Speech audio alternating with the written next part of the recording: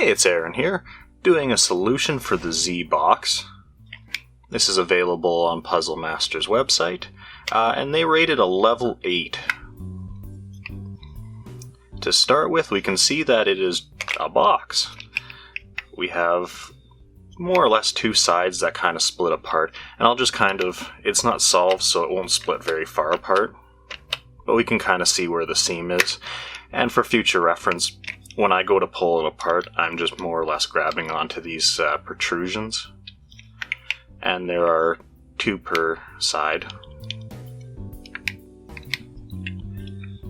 Now the other thing we can notice is that we have two washers, and we have little windows to show us these washers. And they are really the only thing stopping us from pulling this apart, other than the very strong magnets inside trying to lead us astray.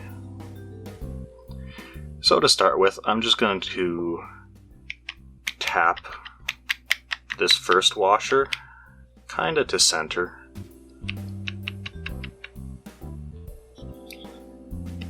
And we can see that it is pretty well centered at this point. So I'm just going to carefully rotate it. And these washers are more or less on a track. They can only go back and forth in their designated direction. So we rotate the box, and we can see this top washer.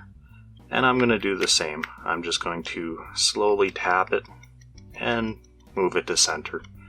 Doesn't have to be perfect. This is probably good enough. And I'm going to grab from my 4 points. You can see those protrusions. And I'm just going to lift up. And it's kind of violent because of those magnets. Sorry about the bang, headphone listeners. And we can kind of see inside this puzzle. It has this neat area to store things. There's a little bit of a screw poking through, but not really a big deal. We can see our magnets, and we can see some grooves that these sides slide into. We can also see our washer that kind of just peeks through the side. And what this does for this puzzle is it lines up with these grooves.